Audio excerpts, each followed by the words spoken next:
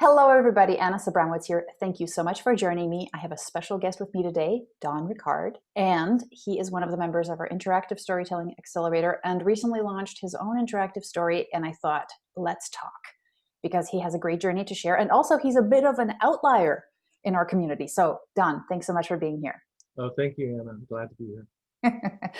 So, um, we are definitely going to get into your interactive story because it is something awesome to behold. But I wanted to know, before you, it's funny because you're not, the people who are in our community or usually who I attract are people who are in the learning space, they're instructional designers, but you come from a completely different discipline. And I was wondering, so before, you even jumped on, tell us a bit about you and how you got to this moment here.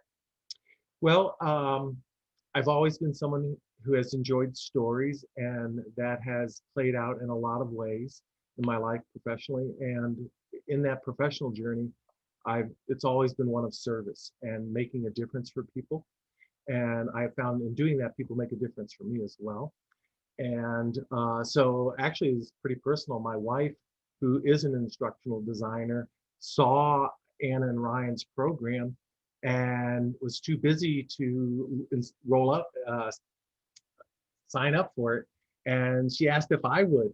So I said, sure, I'll So do it. weird. So I jumped in to do it for that reason, and said to her at the same time, if I don't take that learning and apply it to things that matter to me, I'm not going to get it as well. So I said, I've got to come up with a project. So that's how the project of Whose Wedding Is It Anyway emerged, because I wanted to make sure I learned it well to pass it on to my wife. But then it became so much more for me that whether she does something with it or not, eventually that's, I still I lucked out. Yeah. Totally. And it was so weird because I thought, okay, what is Don trying to do here? He's a coach. He, and a very focused with a very focused goal. But it's so cool. Let's talk about your interactive story because I think that it'll also give us some context about what you're trying to achieve with it and Mhm. where you're coming from with the kind of people you want to impact and how you want to impact them. So yeah, so tell us, who is it for? Who are you trying to impact? What's going on? Well, I think on one level you could say it's for anyone, because ultimately all of us have our coming of age experiences, and those play out in different ways. But one way it almost inevitably plays out is with mom and dad and brothers and sisters. We all come from families and groups.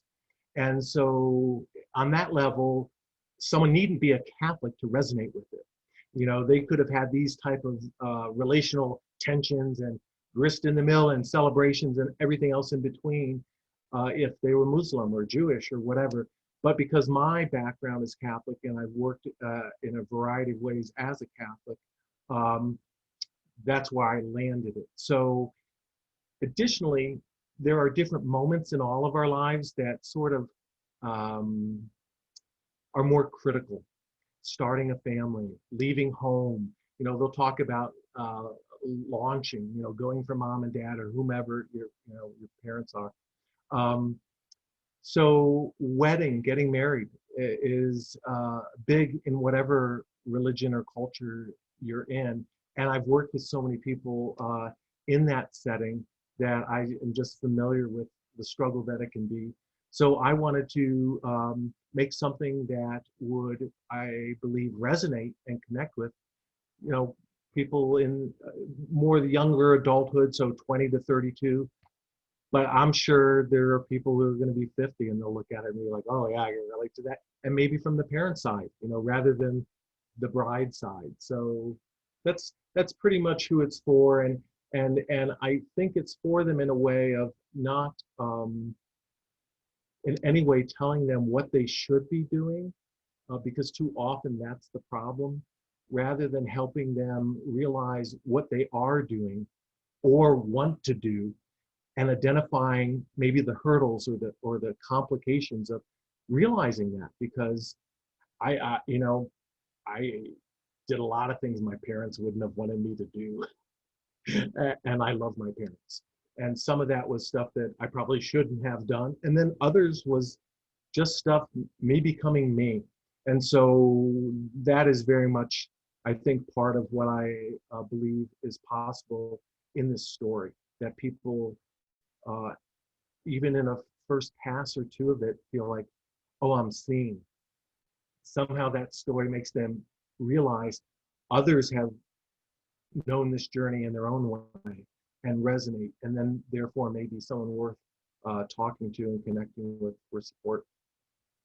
So the story is of the protagonist is a young woman. Tell us a bit about this story. Well, I actually put Bailey, so that's her name. Yeah. I put her in a fairly traditional, so I am Irish Catholic, one of 8 siblings, and some of this stuff is almost stereotypical. And so even that of a generation, they'll have a lot of kids and we have a lot of kids, or they, if their parents are able, go to parochial schools or Catholic schools, and that affects their education. But actually, it's as typical, whether it's Irish Catholic, or Italian Catholic, or whatever Catholic, that we're not homogenous, because people aren't homogenous. They're not just one way.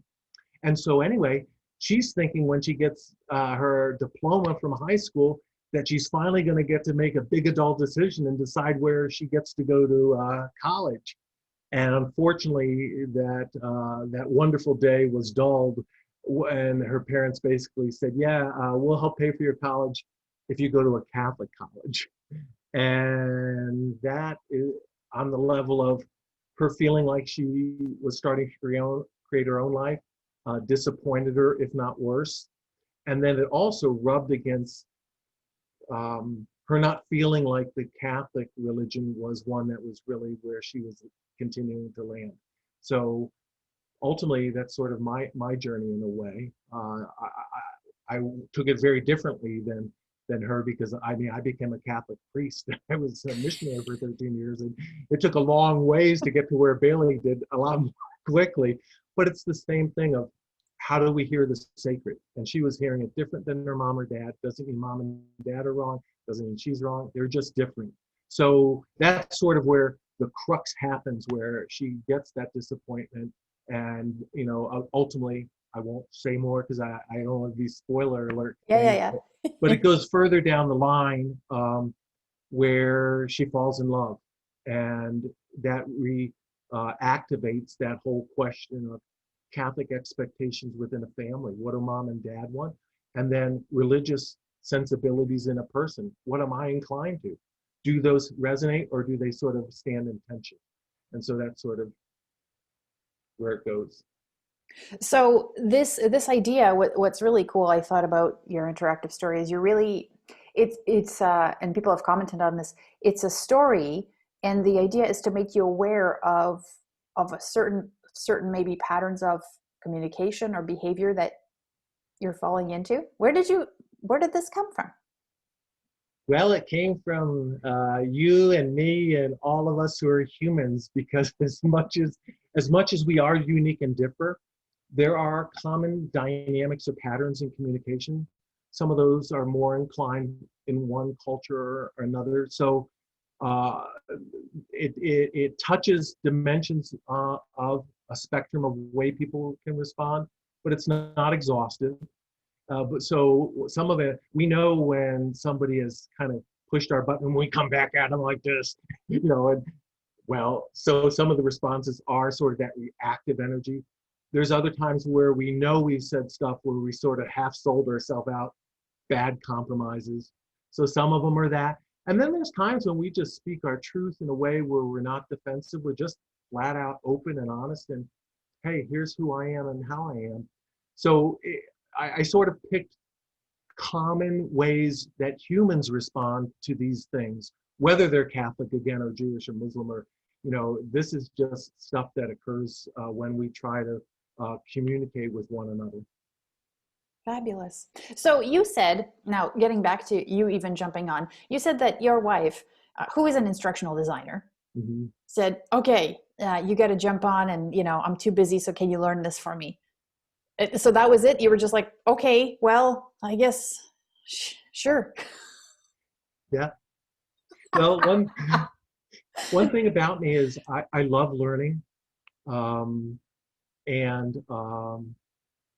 And yeah, this little Buddhist banner behind me, but one of the statements that I find in Buddhism that's really valuable is approaching experience with a beginner's mind.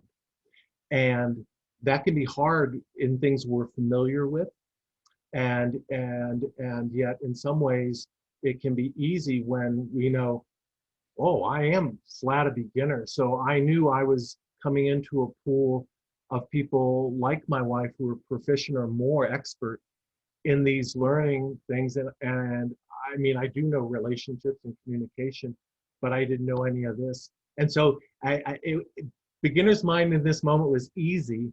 And more importantly, for anyone who's listening to this, the welcome of the array of mentors in the community, from you, Anna, and Ryan, who lead it, to others all around. It actually brought me back to my experience in Guatemala, where I went there not knowing how to speak Spanish. And people didn't look down on me for that, but actually facilitated and helped me learn. So anyway, that's how it worked well. And again, my wife Lorna, she was excited and happy because it actually revitalized things that have been a bit dormant. And a lot of what's coming of this experience, part of the beauty of it is I know I didn't plan it.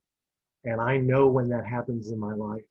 And then it works, because it's like, okay, didn't see this coming, but I see it for what it is. So That's awesome. yeah. So when you first started, I know it's almost like that beginner's mind was a beautiful thing, because you looked at broken coworker and basically said, I'm going to do this. I'm just going to build one of these for myself. Mm-hmm. And that's what you did. Mm-hmm. Like, tell us a bit about that process. Like, you just Well, let that go. honestly, so I come from in some ways, a highly academic arena where intellectual property and references are paramount, and you got to footnotes and this and that. So I remember saying to you early on, because it was like you and Ryan just said, "Oh, here are all these resources. Just feel free to use them." And it was like, well, how do I reference it, or how do I, and so when I realized, because I needed to confirm, and you all did that clearly, that I could take the template and pretty much copy it. And then I realized there actually is quite a bit out there that we do that in other sorts of software or other things, that the openness and the generosity was remarkable. But maybe even more importantly was it allowed me to run with it. And so having the full script, I could go with that. And even goofing up on that became learning lessons, as I realized I played to my wheelhouse of writing, and only later learned about the Marvel method and how important images would be, and other things that you all have identified in the process of IST, to say, whoa, I'm learning something totally new about effective, highly energetic connections with people around important topics. And so that's what I found was really good with it. And I think also the pacing that you have constructed, where there's the opportunity, if a person's schedule and other allows, that we get to meet twice a week for up to a couple hours. To, if we can't make it, there's a recording and you can catch up. That there was, for me at least, especially being so new, there was enough frequency to assimilate and integrate and learn more quickly than if I had been on my own, for sure. I don't, to, even if it was just slower, because I have been in other programs where sometimes too much is tried to be achieved too quickly. And ultimately what it does is leave it in the learner's lap of, I got to loop back hard and fill in all those blanks, because it was at too quick a pace. So the pacing and the connection context, all of it just And work for me. and seriously, it's so fun having you on because we have dawn moments like every session. It's awesome. We call them dawn moments now. Anyways, okay. So as far as when you joined, what surprised you about the program? Was there anything different than you expected? Um, Here's what I'd like to say at the deepest heart level for me, Anna, is I hope I never stop to marvel when I encounter open hearts and generous people and caring people. So there is never a been there, done that when it comes to that. So um, just just having the experience of, whoa, feeling like on the same wavelength. So whether it's your work with Norwegian Refugee Council or Adidas or Broken Coworker, all of these things have a feel to them, and the way you work with people, that's just um, I don't think anyone should ever take that for granted, and sadly, that isn't as frequent as our world would like and or need. So when it happens, it's just like, wow. So that's on the deepest level of the spirit behind how you do the work. The other biggest, I mean, I would say this would border on like an epiphany, where almost taking me back to what is it that we can learn as children through images in these children's illustrated books. That is where many of us started taking in meaning. And, I I really actually just said to a friend, because my PhD's in psychology and there's theology in it, and I said, and my chair recently passed, Larry Graham, and I said, oh, I bet Larry's just smiling knowing that now I'm doing comic book theology. Because Larry was a pragmatist. Larry was he was a pastoral theologian, which is a theology that's about making a difference for people, not some systemic thing about dogma and theory. And just the epiphany of how powerful this method of communication is, of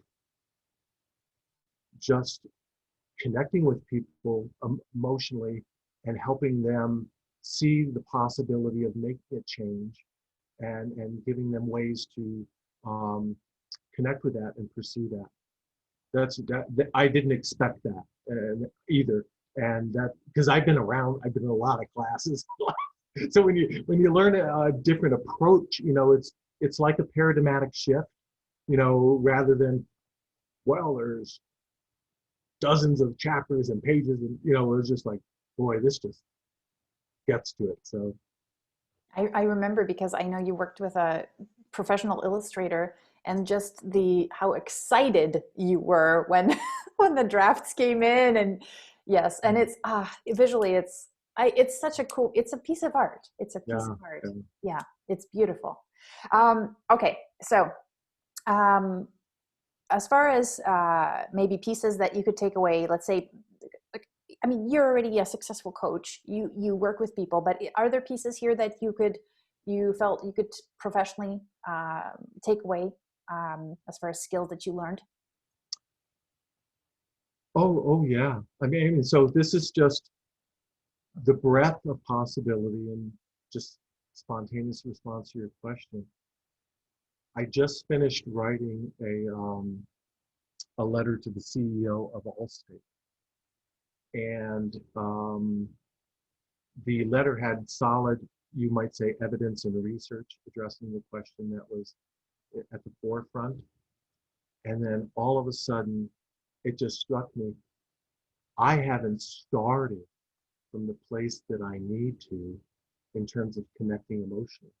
And so I think I wrote something like, it said, uh, I can remember since I was young the notion of being in good hands with Allstate and how enduring that branding is, Yeah. and talking about what is conjured when we talk about being in good hands. So it was about emotional connect and essentially to the CEO to say, I need you to care enough to let me be in your good hands. And then went into the issues. Yeah. But it was just, so it was just a different framing. And you probably can pick this up from even this interview. For good and ill, I can be verbose. So there's moments where that's good. Sometimes it's not. And this has heightened my awareness, particularly if it's like an intentional project. If I were even just like writing an email even, but especially if I was looking at designing a program to really not over-identify or overdo words and to just trust that really, and it can sound cliche at this point, but less can be more. It really can be more. I've just learned that at a level that I never knew, particularly in this sort of arena, because so much of my exposure in terms of learning has leaned heavy toward that. Lots of words, lots of reading, data dumps, rather than connecting with what people's needs are, what people's emotions are. So it's really good. Wow. Those are great lessons. Mm. Yeah, awesome.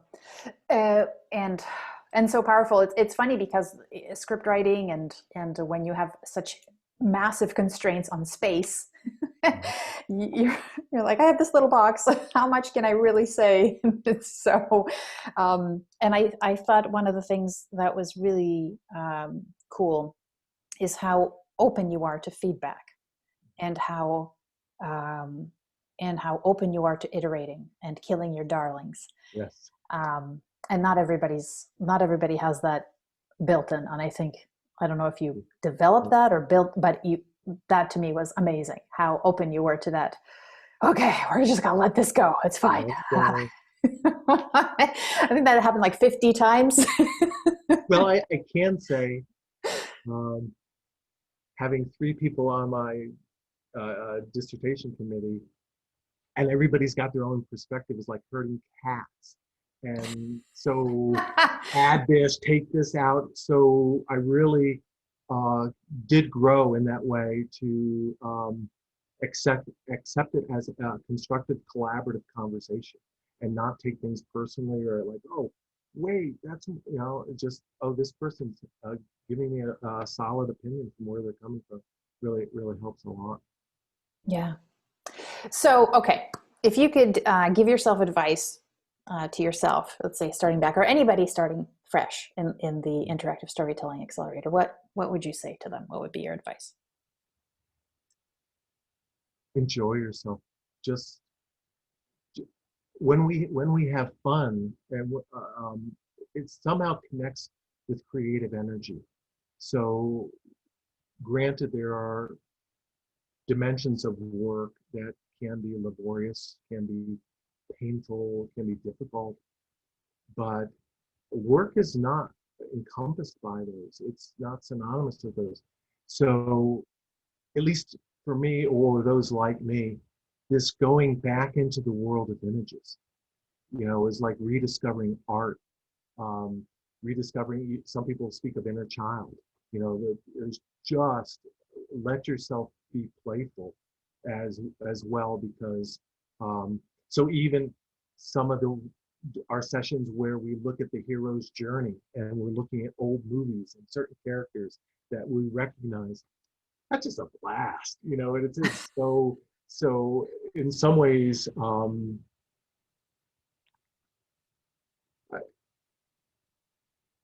it's weird. It's if I push myself to be productive, I'm not actually as productive if I let myself relax into creativity.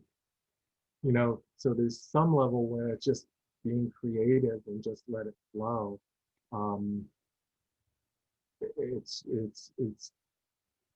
different, and it's good. So for me, if I were to give advice to people, say, especially if you happen to be in a setting where you do have legitimately people demanding and productivity and all that, to the degree you're able to just take a breath and put that away for a moment and imagine these pictures. Because I remember even being this phase when go to Google Images and just pick pictures of this energy or character that you want to have there. That was a blast. That was a blast. It's like cutting out pictures out of a magazine or something. So fun, I think, is a big part. I'm glad you said that. I really do have fun on those sessions, even though we're not really working. And I love when we can say, now you have to do research, and our research is still super fun. Yeah, yeah. So, Don, where can people go to connect with you or to learn more or actually experience your interactive story? You know, if you go to www.recovering-catholic.com, that'll lead you to the story of whose wedding is it anyway. And in there, if you want to connect with me, there's resources to connect with me. But that's the way to get to the story.